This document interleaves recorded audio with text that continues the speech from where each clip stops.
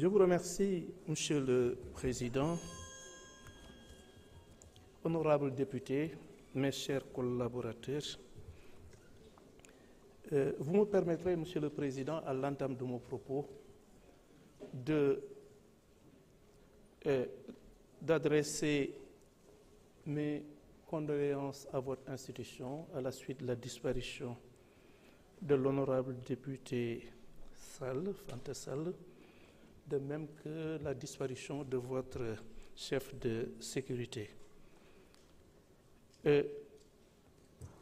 Je voudrais également remercier tous les députés qui ont eu à intervenir pour se prononcer sur ce projet de loi portant sur l'OFNAC et également sur d'autres sujets qui les préoccupent, même si ils ne constituent pas véritablement l'ordre du jour de cette séance. La députée qui a entamé ce débat au moyen de son intervention est Madame Saï Cissé, qui a eu à dire que la loi permet effectivement de corriger les incohérences de l'OFNAC qui ont été largement commentées.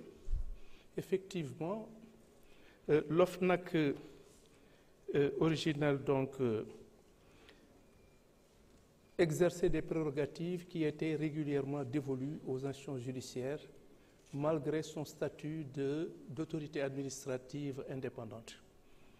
En effet, c'était une hérésie dans la mesure où que le président de l'OFNAC puisse être doté de certaines prérogatives telles que celles qui consistent à ordonner une garde à vue, à faire des mises en demeure, à dessaisir des procureurs de la République ou des juridictions, n'avait absolument rien à voir avec le respect des règles constitutionnelles. Et de ce point de vue, donc, il est tout à fait normal que la nouvelle loi corrige ces incohérences. Et je crois que c'est tout simplement à saluer parce que c'est un retour à la légalité, à la stricte légalité. Le député Adama Diallo a parlé, quant à lui, du rattachement, a déploré le rattachement à la présidence de la République de l'OFNAC. À ce propos, ce que je vais peut-être lui dire, c'est tout simplement que l'article 1er a d'abord consacré l'indépendance de l'autorité administrative qu'est l'OFNAC, avant de prévoir son rattachement à la présidence de la République. Et ce rattachement est un rattachement purement administratif. Et je crois d'ailleurs que le fait que l'OFNAC puisse être rattaché à la plus haute institution de notre République traduit tout simplement le désir, la volonté de lui conférer une autorité supérieure à celle de plusieurs autres institutions de la même nature et peut-être tout simplement la même valeur juridique. La loi réaffirme de façon claire que les membres de l'OFNAC ne reçoivent aucune instruction dans l'exercice de leur mission. Et donc, si véritablement ce rattachement à la présidence pouvait poser, ou en tout cas susciter certaines interrogations, le fait qu'il ait réaffirmé que les membres de l'OFNAC ne peuvent et ne doivent recevoir aucune instruction de quelque institution que ce soit, je pense que le problème de son indépendance est réglé et je crois que c'est le plus important. Et puis, dans le mode de désignation, comme on a déjà eu plusieurs fois à le souligner, le mode de désignation, c'est que effectivement, c'est à la suite d'un appel d'offres et à la suite de cela, effectivement, le président de la République nomme sur la base, effectivement, d'un pouvoir, nomme par décret les personnes qui auront été retenues par une commission qui aura effectivement eu à statuer sur les différentes candidatures qui se seront déclarées. Pour ce qui est de la taxe pour donner des moyens à l'OFNAC, Bon, je ne pense pas véritablement, à mon humble avis, que l'heure soit à la création de nouvelles taxes et que, en l'espèce, ce qui est le plus important, c'est surtout que la nouvelle institution puisse exercer, au mieux des intérêts de la République, les attributions qui lui sont conférées par la loi. Yaye Fatou Mané a eu à parler de l'importance du choix des membres.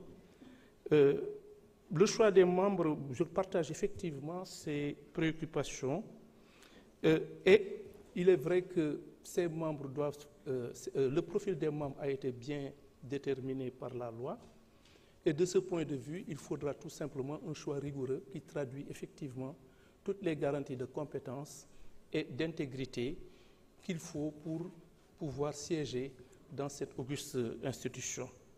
L'article 6 d'ailleurs définit ce profil des membres parce qu'il est renvoyé aux magistrats, aux hiérarchies en activité, aux agents de l'administration de la hiérarchie A1 ayant eu 12 ans d'ancienneté, aux enseignants chercheurs rang A ayant 12 ans d'ancienneté, aux membres de la société civile et du secteur privé. Bon, c'est dire donc que tous les profils sont pris en compte et que l'essentiel, je crois, si véritablement le choix est fait avec la rigueur qui s'adosse à la loi, il va de soi qu'on aura effectivement une institution qui va jouer pleinement son rôle en toute indépendance, en toute objectivité et, comme je le disais tantôt, au mieux des intérêts de la République. Le député Guy-Marie Sagna a eu à parler d'un certain nombre de problèmes. Bon, il a surtout parlé des manifestations lors de la période préélectorale. Ce que je peux dire à ce niveau, c'est que le procureur général près la cour d'appel de Dakar a été invité par mes soins, par correspondance, à bien vouloir ouvrir une enquête sur tous ces événements. Vous savez, particulièrement les faits susceptibles effectivement de revêtir les contours d'un crime contre l'humanité. Vous savez, on a été dans le cadre de la gestion de ces événements qui semblent intéresser tout le monde, et je le comprends parfaitement parce que ce sont des faits d'une extrême gravité. Il a été bel et bien dit que il y a eu une loi d'amnistie qui a été effectivement réformée par une loi rectificative avant que le Conseil constitutionnel n'apporte quelques correctifs sur cette loi. C'est dire donc qu'en tout état de cause, la justice se devait d'attendre d'y voir clair avant d'initier ces poursuites. Et de ce point de vue, donc, on ne pouvait pas initier des poursuites tant qu'on n'avait pas une certaine visibilité.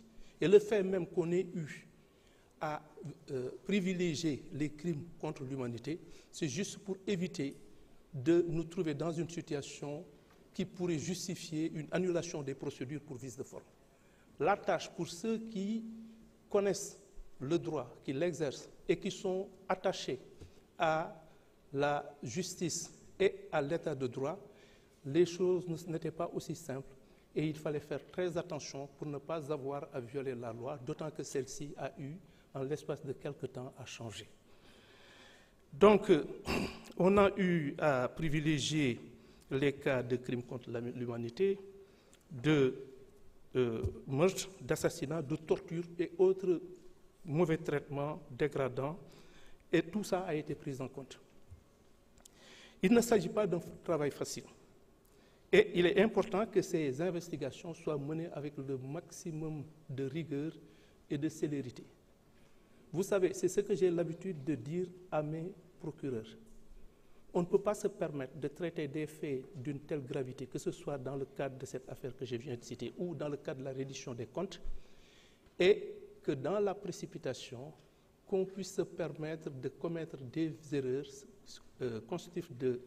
constitutives de vice de forme et qui pourraient à terme conduire à une relaxe ou à une décision défavorable. C'est dire donc que, en dehors de cette nécessité de répondre effectivement à ce qui semble être une demande sociale et surtout au respect de la légalité, il faut faire en sorte que les dossiers aboutissent et aboutissent bien. Aboutir, que ces dossiers aboutissent, c'est que ces dossiers puissent effectivement concourir à à nous faire procéder à l'arrestation de toutes les personnes mises en cause, de tous ceux qui ont une part de responsabilité dans la survenance de ces faits, et que ces gens soient effectivement reconnus coupables et condamnés par les juridictions compétentes. Et en nous précipitant, en voulant faire vite, ce risque-là est réel. Et je dois dire que nos services ne sont pas du tout disposés à l'encourir.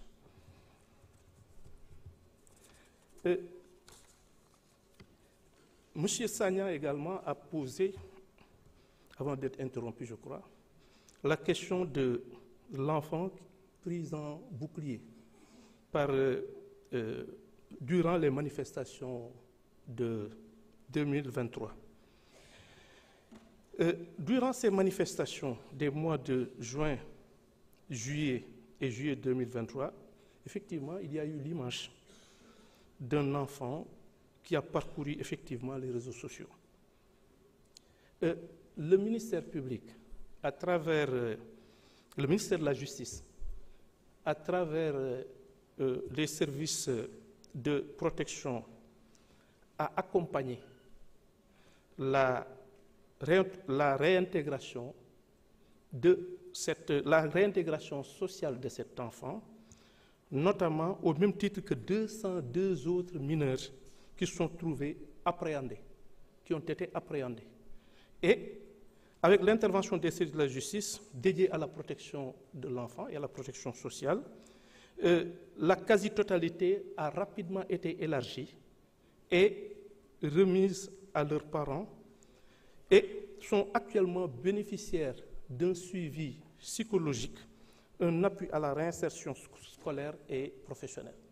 Sur ce plan, effectivement, ces mesures ont été prises et je suis en mesure de vous l'affirmer. Vous avez également, M. Sagna, eu à parler de la situation de 15 bénévoles en service au tribunal de grande instance hors classe de Dakar. Cette question est en train d'être prise en charge avec le ministère de la fonction publique. D'ailleurs, Monsieur le Premier ministre nous avait bien demandé de faire l'état des lieux et évaluer l'impact budgétaire de la prise en charge des contractuels du ministère. C'est une question qui me tient beaucoup à cœur parce que, comme vous, j'estime qu'il y a une part d'injustice pour ce qui les concerne, puisque moi, j'ai quitté le parquet de Dakar il y a 12 ans et j'ai toujours un pincement au cœur quand je vois que certains bénévoles que j'avais laissés là-bas, dont certains sont d'ailleurs atteints par la limite d'âge, n'ont pas pu bénéficier d'une insertion au niveau de la fonction publique. C'est dire que c'est une question que je maîtrise parfaitement et je partage effectivement votre appréciation de cette question qui pourrait effectivement trouver très rapidement une solution au mieux des intérêts des intéressés.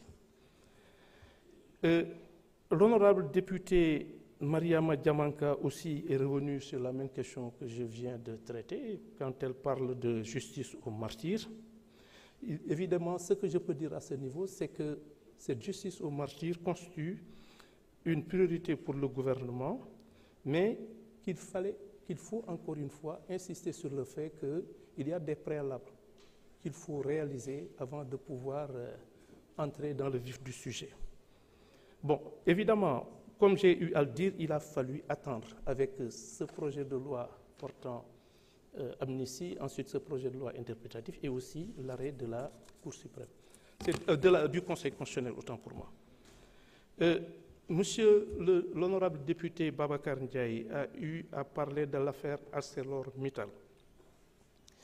Ce que je peux dire, c'est que pour cette affaire, une information judiciaire est ouverte et que le juge d'instruction, le doyen des juges d'instruction qui est chargé de l'affaire, a adressé une délégation judiciaire aux officiers de police judiciaire qui sont en train de procéder à l'audition de toutes les personnes mises en cause, notamment certains anciens ministres.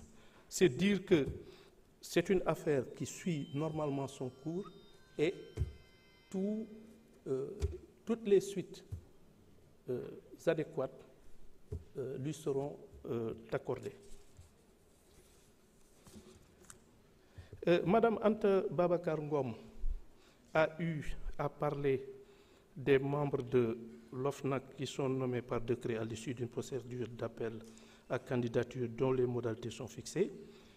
Il n'est pas, à mon sens, nécessaire de prévoir la création d'un comité chargé de superviser la procédure d'appel à candidature dans le projet de loi.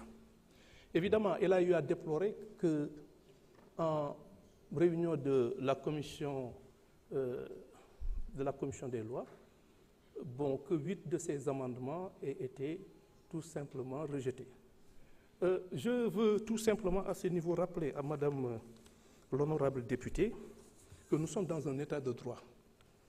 Et un état de droit, c'est le respect du principe de la hiérarchie des normes. Le respect du principe de la hiérarchie des normes, qu'est-ce que ça veut dire? Ça veut dire qu'une loi ordinaire ne peut pas déroger à une loi organique, et une loi organique ne peut pas déroger à une loi constitutionnelle, un décret ne peut pas aller à l'encontre de la loi. Le problème, c'est qu'avec, en tout cas, certains des amendements de Madame l'honorable députée, il s'agissait tout simplement de donner à une loi ordinaire la prérogative de pouvoir réformer une loi organique. C'est en violation de tous les principes constitutionnels. Et puis, en tout état de cause, même si ces amendements avaient prospéré, ils auraient fait les lois, en tout cas les dispositions qu'elles préconisaient, étaient justement de nature à être tout simplement annulées par le Conseil constitutionnel si effectivement il y avait un recours. D'une façon générale, ce sont là les différents... Bon, il y a également le cas de Tahirou Sarr, qui a eu à parler de l'état civil des Sénégalais. Moi, je préfère toujours parler de choses que je maîtrise. C'est vrai qu'il y a beaucoup de problèmes en matière d'état civil que nous sommes en train non seulement de recenser, mais en plus de trouver les moyens susceptibles de nous permettre de pouvoir réguler. L'état civil a toujours posé un problème. Pourquoi? Parce qu'effectivement, le faux en état civil, c'est aussi vieux que le monde, j'allais dire, que notre pays. Maintenant, on est en train justement, avec la modernisation, notamment la possibilité maintenant de pouvoir informatiser tout cela, de réduire ces points. Dire que les étrangers parviennent effectivement à se faire doter d'extraits qui appartenaient ou qui étaient effectivement destinés à d'autres Sénégalais, je crois que c'est aller vite en besogne, même si ça peut arriver, mais je ne suis pas en mesure de l'affirmer. En tout état de cause, il va de soi que je ne pense pas comment un État responsable, des fonctionnaires responsables pourraient privilégier des étrangers sur le sort de leurs propres compatriotes, et encore que ces compatriotes ont un droit légitime sur lequel on accepte résolument et de façon déterminée à revenir, et au profit de personnes qui sont là juste et qui veulent s'arroger des pouvoirs ou des droits qu'ils ne peuvent pas acquérir. C'est vrai que c'est un problème que nous sommes en train justement d'étudier, parce que j'ai déjà eu vent de ce type de pratique qu'il va falloir donc déterminer de façon précise, réglementer et faire en sorte de poser des règles et de prendre des dispositions de nature à nous permettre d'éviter que de telles choses ne se reproduisent.